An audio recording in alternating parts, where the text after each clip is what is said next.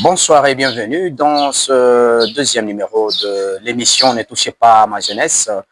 Comme nous vous avions promis, chers téléspectateurs et auditeurs, nous sommes là avec Moïse Tim. Bonsoir Moïse. Bonsoir, Monsieur Bonsoir. Bonsoir à tout l'ensemble de ces personnes qui nous écoutent en ces moments. Merci Moïse. Est-ce que vous allez bien? Oui, ça va. Vous voyez que je suis très content, très content d'ailleurs d'être ici, pouvoir partager ces choses qu'on a vécues pendant ces dernières semaines. Vraiment, c'est très émerveilleux. Je suis très émerveilleux de nous retrouver encore une fois de plus devant cette caméra pour parler encore du déroulement de notre concours que nous avons organisé. Ces concours qui profitent les étudiants des Kasumbalesa généralement. Et là, je ne sais pas quelles sont les difficultés que nous avons eu à rencontrer. Si vous pouvez nous le rappeler un peu ça. Bon, déjà, merci pour cette question. Je commence par remercier tous les administratifs, les académiques ainsi que les étudiants qui ont accepté, qui nous ont vraiment ouvert le porte pour venir dans les universités. Nous sommes allés partout. On a été presque partout dans toutes les universités de la place. Nous avons vraiment bien été accueillis, que ce soit par les étudiants, que ce soit par les administratifs et même. Et donc, les difficultés qu'on a rencontrées, il n'y a pas vraiment grand-chose. Hein. Pourquoi? Parce que ça a été bien. Nous sommes allés à la rencontre d'étudiants, nous leur avons parlé. Et puis, ça a été vraiment magnifique. Et nous avons vraiment reçu beaucoup de candidats pour l'inscription au concours. Et là, nous tenons, donc nous disons encore une fois de plus un coup de chapeau aux étudiants et aux différents responsables des universités qui nous ont chaleureusement accueillis, mais si je peux ajouter quelques difficultés que nous avons eu à rencontrer ces gens, le partenariat. Donc, si vous voyez bien, les finances.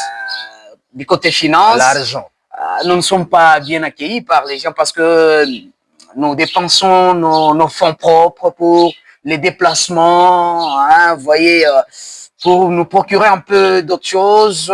Nous avons rencontré quelques difficultés concernant les finances, mais selon vous, est-ce que nous pouvons encore une fois de plus se rappeler aux différents partenaires qui peuvent nous se sentir un peu concernés, touchés par ce message afin de nous venir en aide pour qu'on aboutisse avec notre projet? Déjà, c'était un point que j'allais aborder avant, mais heureusement que vous l'avez déjà touché. Concernant le partenariat de partenaires financiers, nous sommes une plateforme, on a nos propres moyens, nos propres budgets, et on essaie seulement de dépenser un peu ce que nous avons. Maintenant, on s'est dit, pour réaliser un grand concours d'éloquence, un grand événement, comme vous le suivez sur la toile, ça va vraiment demander que nous puissions avoir des gens qui seront là pour nous supporter. Par exemple, la mairie de Kasumbalesa, par exemple, les députés élus dans le Sakanya. Par exemple, nous avons beaucoup de gens de bonne foi à Kasumbalesa qui peuvent aussi nous supporter. Maintenant, c'est la difficulté que nous avons rencontrée. Par exemple, ici, la seule chose, c'est quoi? Les gens ne veulent pas tendre la main à ce qui est bien. Voilà. J'ai vu récemment des événements qui n'ont rien à voir. Mais il y a eu des officiels qui étaient là-bas. Été financés. Oui, ils étaient là-bas. Là, vous voyez même ils étaient partenaires là. Qui s'accumulent, qui sollicitent ça et là, mais lorsque c'est quelque chose de très important, vous voyez que les gens...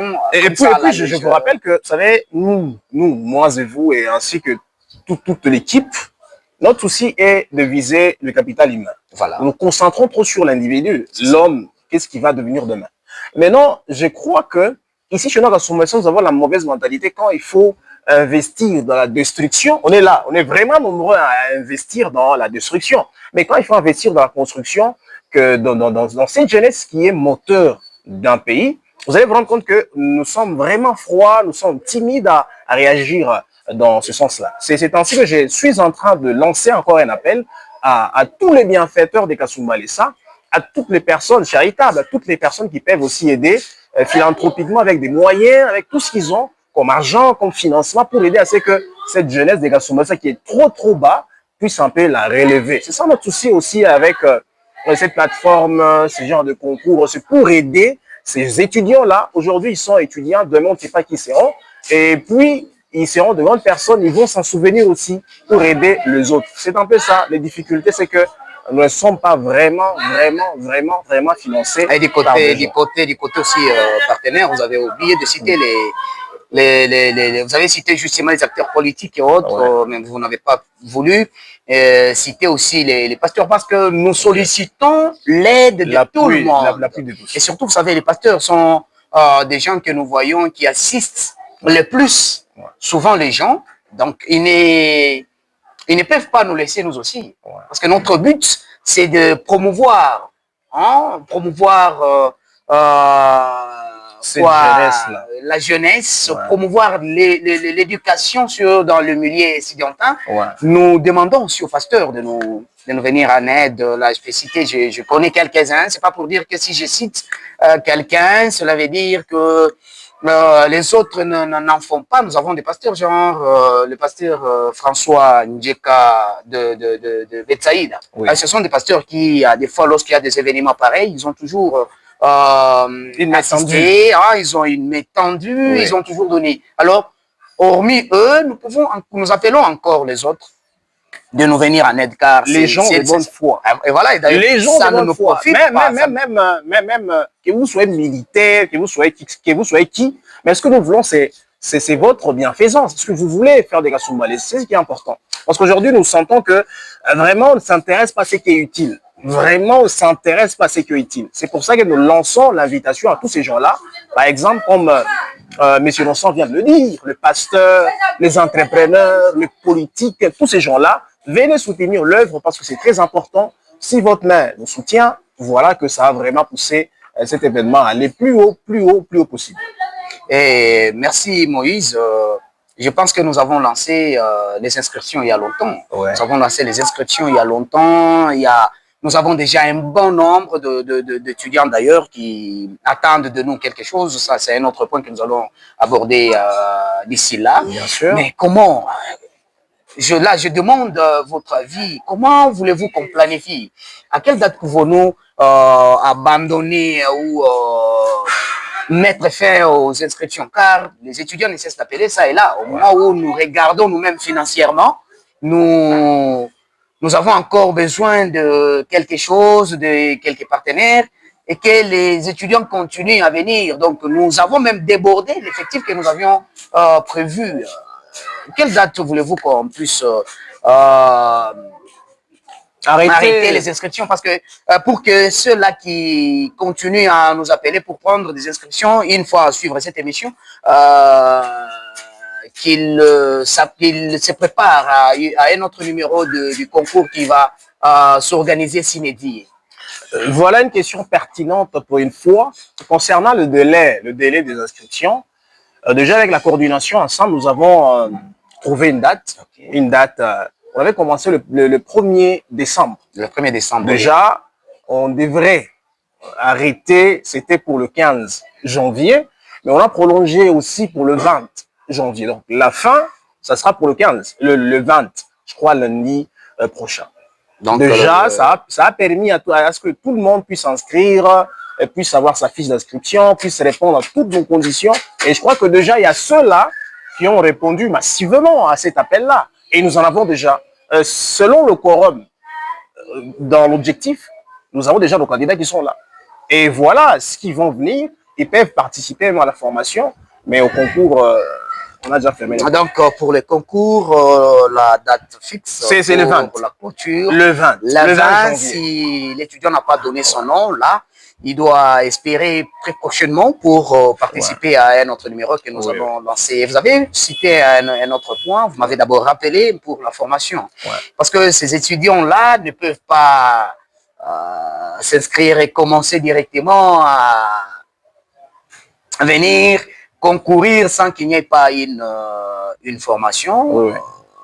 Comment est-ce que nous pouvons aborder la formation elle-même? Pourra prendre combien de temps? Est-ce que ça sera une formation continue qui pourra prendre 1 mois, 2 semaines ou combien de temps la formation peut prendre? Parce que je reçois des messages ça et là, des appels de certains étudiants qui m'appellent et qui me demandent par rapport à la formation. Est-ce qu'il y aura une formation? Et s'il y en aura, elle prendra combien de temps?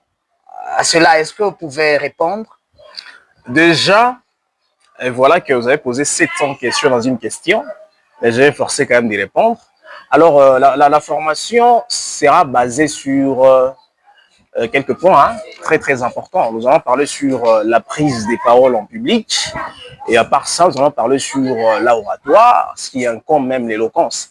Déjà que à Kasumbalesa, c'est quand on inscrivait, hein, il y a ceux qui disaient non voilà, je n'ai jamais participé à ce concours. À des tels concours, voilà, je n'ai même pas connaissance de ce que signifie. C'est un événement nouveau. Oui, oui déjà. Mais non, nous étions dit dans la coordination que nous devrions organiser une formation à l'avantage, à l'intérêt des étudiants qui sont déjà inscrits.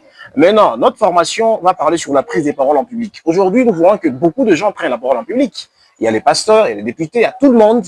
Même le chef des quartiers, dans son quartier, quand il passe le matin, il va donner un pitch, un discours. Mais un discours a ses exigences selon la rhétorique. Il y a des parties qu'il faut respecter dans un discours. Vous voyez, nous allons traiter sur ces questions-là. Et à part ça, déjà, pour répondre à la date, c'est le 24. Oui, c'est ça même. Le nœud de la question, c'est la fixation de la date et du nombre de jours que prendra la formation. Oui. D'accord. La formation prendra que 48 heures. 48 heures. 2 jours en déant. 2 jours. Ça va se passer comme ça. Il y aura le samedi et le dimanche. Samedi et dimanche, c'est le jour même de la formation. Et la date précise? C'est le 24 et le 25. Le 24, janvier. Donc samedi 24 et dimanche 25 janvier. 25 janvier, oui, oui. Il y aura la formation. Et pour préciser aussi, ça va se tenir sur vous au niveau de Cadeco. Au niveau de Cadeco, la banque Cadeco. Au niveau des Cadeco. Mais est-ce que c'est seulement les étudiants qui seront concernés ou bien il peut y avoir d'autres gens? Parce que vous venez vous avez voulu m'anticiper pour directement passer à la différence entre éloquence, la prise de parole et autres. Ouais. Mais il y en a qui ont besoin d'apprendre d'abord. La prise de parole en public, c'est quoi? L'éloquence, c'est quoi? Donc, qui ne sont pas étudiants, mais qui veulent profiter de cette occasion. Par exemple, les leaders, voilà. Les entrepreneurs. Ouais. Oui, tous ces gens-là. Vraiment... Mais est-ce que seront-ils les bienvenus et bien accueillis? Non, vous savez, nous, c'est, je sais pas, ma jeunesse. C'est ça la philosophie. Voilà. Quand un jeune veut participer à une de nos formations, il n'y a pas de barrière. Il n'y a vraiment pas de barrière. Ils viennent participer aussi à cette formation, mais ils ne prendront pas part au concours. Ils viennent simplement participer à la formation, mais le concours pour eux, c'est nul et non avenu. Ah bon, donc, ouais. Mais tout le monde peut venir. Oui, ils peuvent toutefois participer oui, à la formation. Et après formation, ils iront vaquer à leurs occupations. Ce sont les étudiants qui vont rester, les concernés. Mais maintenant, et quand ils vont rester, y aura-t-il je peux dire, cette formation peut être continuelle ou bien ça doit s'arrêter par là? Bon, après déjà, l'objectif pour lequel nous avons organisé cette formation, c'est pour aider nos candidats à avoir les atouts possibles pour leur permettre de bien défendre leur sujet. C'était ça déjà l'objectif pour lequel nous avons organisé cette formation-là. Maintenant, s'il y aura beaucoup de demandes, on pourra toujours organiser une autre formation en faveur de ceux-là qui viendront solliciter la formation. Ou sinon, mais nous ne prévoyons rien dans le futur, mais il y en aura toujours s'il y a beaucoup de demandes pour ceux-là qui voudrions encore participer dans une formation. Ça. Oui, s'il y en a beaucoup, nous n'allons pas fermer nos barrières. Nous sommes là pour les gens. C'est ça même l'intérêt, nous sommes là pour les gens. S'il y a beaucoup de demandes, comme je l'ai dit, il y aura toujours une formation à leur intérêt. Voilà un peu le peu. Et bien sûr, vous avez bien éclairci. Là, j'applaudis votre intervention. C'est gentil. Mais aussi, toujours sur le même point concernant cette formation, quand les autres vont venir pour s'inscrire, il y aura d'abord les étudiants qui sont en priorité. Ouais. Et maintenant, comment sera le choix des sujets? Est-ce que ce sont les étudiants eux-mêmes qui vont choisir les sujets ou bien si vous avez déjà des sujets préétablis que vous allez leur donner? Concernant le sujet, voilà même le point focal de ce magazine. Parce que déjà, nous avons des étudiants qui sont inscrits. Beaucoup nous posent des questions, mais comment j'aurai mon sujet? Ça sera d'abord lequel? Je parlerai sur quoi? Ça sera une dissertation ou quoi? Vous voyez un peu de questions qui nous reviennent de temps en temps. Alors, concernant les sujets, on a essayé de contextualiser. Nous allons rester dans le cadre des Kasumba Lessa, relever un peu nos défis quotidiens et donner aussi des solutions par rapport à cela. Et maintenant, concernant le sujet, c'est nous-mêmes qui allons concevoir, qui concevons même le sujet. Nous allons donner ça, pas imposer. Voilà un terme qui est radical, pas imposer. Nous allons seulement donner aux étudiants. Ça sera une équipe de 2 personnes, la thèse et l'antithèse. Puis la thèse et l'autre vient aussi avec l'antithèse. Oui, dans des termes terre à terre, l'autre va faire le pour et l'autre les contre. Par exemple, un sujet, le mariage est-il une obligation pour tous? C'est un sujet. Oui. Il y a tel autre qui va débattre, oui, c'est une obligation pour tous. L'autre dira non, c'est pas une obligation pour tous. Par exemple, Simone Veil, Simone de Beauvoir plutôt, ne s'était pas mariée. Il y a 2 sœurs catholiques qui ne se marient pas. Vous voyez un peu oui, nous avons aussi le philosophe Emmanuel Kant qui n'avait jamais connu une femme jusqu'à sa mort. Vous voyez ça? C'est ça le sujet. Maintenant, ça sera conçu par nous. L'émission Ne touchez pas à ma jeunesse. Et nous allons maintenant attribuer les sujets aux candidats qui vont débattre. Et même dans la formation, là, c'est là qu'on va me donner toutes les stratégies, tout ce qu'il faut pour collecter les données, comment est-ce qu'on peut faire pour avoir un discours impactant qui va toucher les publics. Et tout cela sont répondus dans la formation qui sera organisée bientôt ici, le 24 janvier, ainsi que le 25 janvier. Et donc là, nous allons rassurer aux étudiants que cette formation, plutôt ces sujets qui seront choisis et donnés aux étudiants ne vont tourner qu'autour de Kasumba Lessa. Mais bien sûr, nous sommes ici, notre ville, nous ne voulons pas imaginer les histoires, nous voulons être concrets et réels. Donc répondre aux besoins de Kasumba Lessa. Comme c'est un concours qui est d'ici, nous ne voulons pas avoir des sujets un peu, est-ce que Dieu aussi a une femme? Vous voyez que ça n'a pas d'essence. Nous voulons avoir des sujets qui contextualisent un peu Kasumba Lessa. À la fin, il y aura des changements. C'est ce que nous voulions.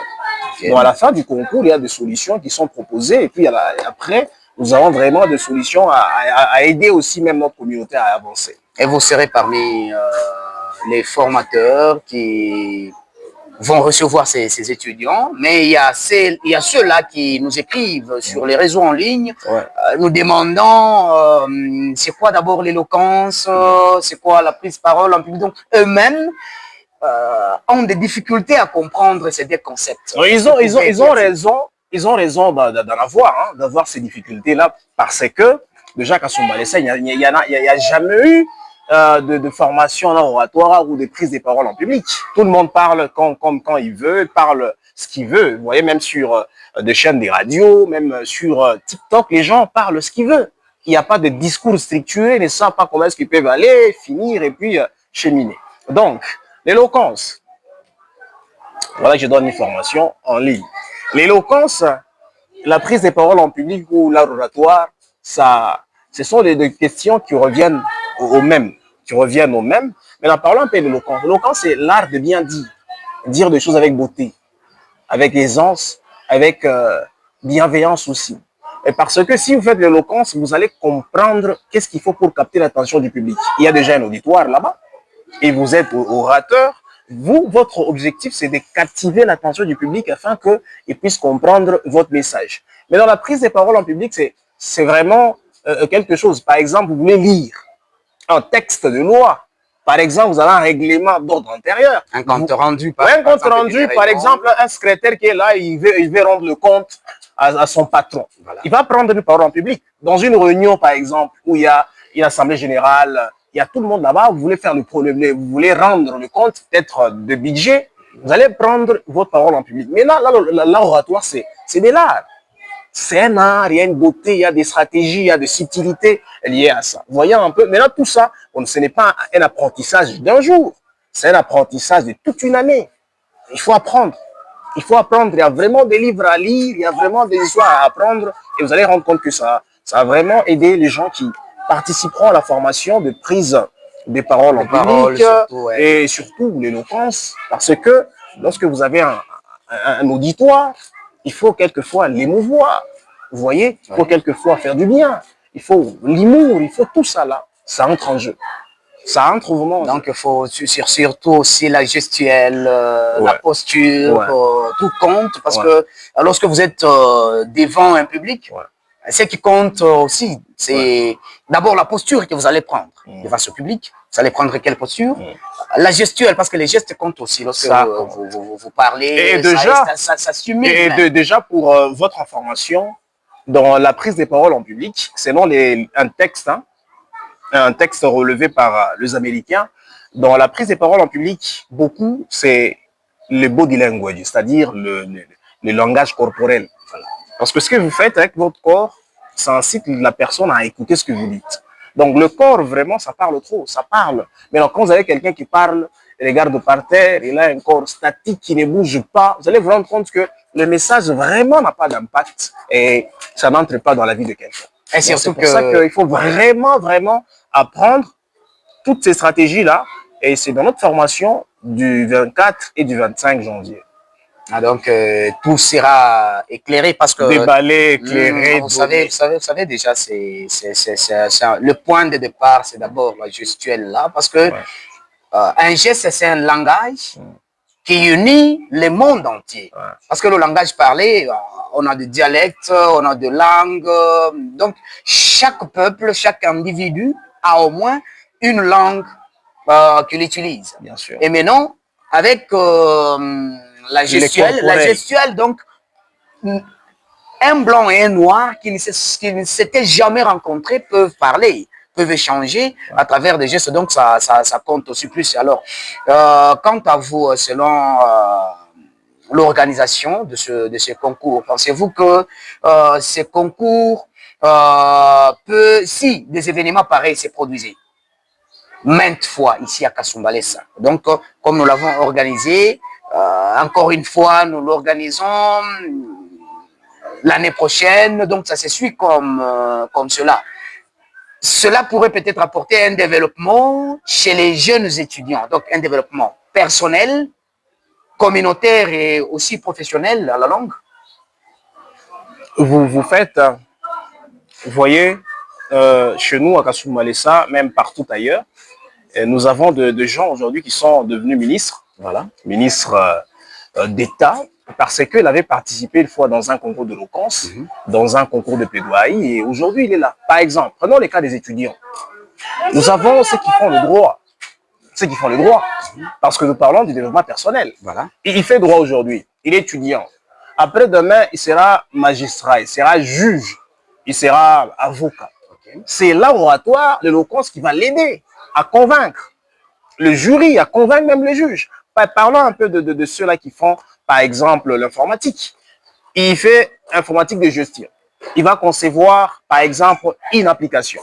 Vous voyez? Oui. Maintenant, il va chercher à avoir des gens pour le financer. Comment celui-là peut convaincre un partenaire pour le financer s'il n'a pas de l'éloquence? Donc, ça aide vraiment les gens à leur développement personnel. Ça va vraiment leur aider à trouver d'autres marchés. Et il y a certains, comme je me rappelle, on était une fois dans une université où il y a ceux qui font les sciences infirmières. On dit, mais nous, là, qui faisons cette filière-là, à quoi nous intéresse l'oratoire? Mais je vous dis que vous avez des patients que vous recevez chaque jour. Vous avez des gens que vous recevez chaque jour. Parfois, un bon mot, un bon discours, ça peut aider quelqu'un à ne pas tomber malade. Par exemple, quelqu'un souffre de cancer. Mais vous savez les mots à utiliser pour l'aider à bien encaisser son cancer. Vous voyez un peu. Tout ça là, ça fait partie de notre développement personnel quand nous avons la maîtrise du langage, quand nous avons vraiment la maîtrise de l'oratoire ou de l'éloquence. Il y en a qui posent des questions genre quelqu'un qui est en G1 ou bien en bac 1 qui vous demande jusque-là, je n'ai pas encore la maîtrise des cours même que je suis en train d'apprendre. Ouais. Est-ce que je saurais me défendre devant les gens? Est-ce que vous estimez que juste cette formation de 2 jours pourra amener ces étudiants à des bac 1 et G1, comme je venais de le dire, de bien se défendre? À mon plus grand souvenir, je me rappelle aussi quand j'étais étudiant, j'ai participé à un concours d'éloquence. C'était à ma première promotion, bac 1, non, G1, vous voyez déjà. C'était ça. C'était ça déjà à cette époque-là que j'ai participé à un concours d'éloquence. Maintenant, parlons un peu de ça. Non, ce n'est pas une défense où quelqu'un viendra avec un sujet de droit, un sujet de de sciences politiques, un sujet de relations internationales. Non, ce sont des sujets quotidiens. Voilà. Quotidiens, par exemple, un sujet qui passe sur l'électricité, l'environnement, la justice, la culture. Ce sont des sujets accessibles à tout le monde. Il n'y a pas question que moi, je suis en bac 1, je n'ai pas encore accumulé, assimilé beaucoup de matières, j'ai des insuffisances, cela ne va pas me permettre de bien participer. Ça, ce serait inéchappatoire, pire et simple. Et voilà, nous, c'est par là que nous clôturons cette émission. Mais bien avant de clôturer, je préférerais bien qu'on lance encore une fois de plus ce message aux partenaires qui vont nous suivre juste après cette émission, de nous soutenir valablement, car nous avons besoin d'aide. Nous avons besoin d'aide, nous avons besoin de leur soutien, nous avons besoin qu'ils soient derrière nous pour que nous puissions tous bâtir la ville de Kasumbalesa, car personne ne viendra bâtir cette ville si tous nous ne sommes pas mis debout pour le faire. Personne ne viendra le faire à notre place. Si vous avez aussi à ajouter quant à l'appel aux partenaires. Oui, c'est vraiment crucial, vraiment crucial. Vous savez qu'il n'y a pas de projet s'il n'y a pas d'argent. Il n'y a pas de projet s'il n'y a pas d'argent. C'est ainsi que nous lançons un appel, un grand appel à tous ces gens-là qui ont de moyens. Avoir des moyens, ce n'est pas avoir 50 000 $, 100 000 $, 1 million de dollars. Non, non. Avoir des moyens, c'est la volonté simplement. Parce qu'on peut avoir 10 000, 5 000, mais on partage avec tout le monde. Par exemple, nous avons des gens ici qui ont des entreprises, qui ont des activités. Hein. Nous vous demandons à ce que vous puissiez quand même nous aider à réussir cette activité. Parce que si ça échoue, ce n'est pas que nous. Parce que ce concours ici est déjà parti loin. Il y a des gens de Lubumbashi qui m'appellent, il y a ceux-là de partout qui m'appellent. Mais si ça a échoué, par exemple, ça ne sera pas que notre honte à nous, c'est la honte de la ville des Kasumbalesa. Ce n'est pas que nous. Peut-être que les gens disent que non, voilà, nous allons faire le tout pour qu'ils puissent échouer. Non. Quand on échoue, ce n'est pas nous qui échouons, c'est Kasumbalesa qui échoue. Et là, pour votre information, moi, je lance d'abord un message plus particulièrement au premier villageois de la ville, comme lui-même l'a toujours voulu qu'on l'appelle Maître André Kapampa Kamwani, hein, parce que c'est lui qui chapeaute cette entité. Alors, c'est à lui de vouloir valoriser cette entité comme lui-même l'a toujours fait toutefois. Donc, particulièrement, monsieur le maire, si vous me suivez et si vous allez me suivre, je lance cet appel, que cet appel vous touche au cœur, que vous nous souteniez au moins, monsieur le maire, pour que nous puissions avancer tous. Kasumbalesa a besoin d'avancer. La jeunesse de Kasumbalesa a besoin d'un soutien. Et si ce soutien est sans vous, donc c'est un soutien vain. C'est pour cela que nous lançons particulièrement ce message à vous, pour que vous l'accueilliez très chaleureusement et que vous répondiez positivement à ce message. C'est par là que nous clôturons ce numéro de l'émission du magazine. J'aurais aussi à dire. Donc, je suis en train de remercier tous les étudiants ainsi que les apparitaires, le DG des universités pour leur accueil. Ils ont vraiment été bien avec nous. On a partagé, on a sensibilisé, ça a été vraiment bien avec nous. Mais il y a ceux étudiants-là, eux, quand ils prennent inscription, ils ont peur de participer. Il y a ceux-là qui peuvent même fuir. Maintenant, nous vous motivons, nous vous disons que non, il n'y a pas grand-chose à fuir. Venez. Il y a aussi les gens, par exemple les élèves qui veulent apprendre la parole en public. Il y a tous ces gens-là, les pasteurs, les commerçants, les commerçantes, il y a les magistrats qui ont des difficultés dans la prise de parole en public. Venez. Nous sommes là pour vous. Venez participer à notre formation qui aura lieu le 25, le 24 janvier et le 25 janvier. Voilà. Nous serons sur Kadeko.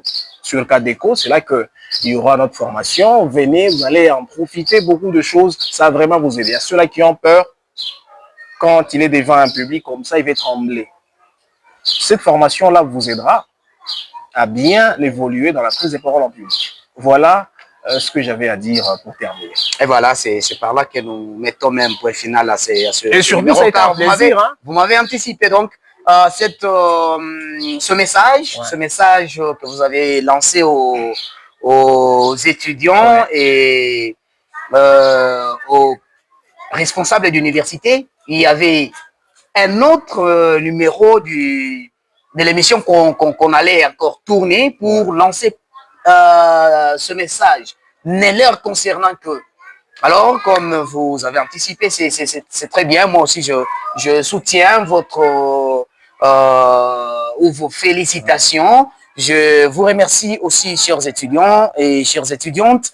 Je remercie tous les responsables de différentes universités qui nous ont reçus chaleureusement dans leurs universités et nous encourageons ces comportements. Nous demandons encore à ceux-là qui éprouvent la peur de dire, qui se posent des questions du genre, est-ce que moi aussi je vais tenir?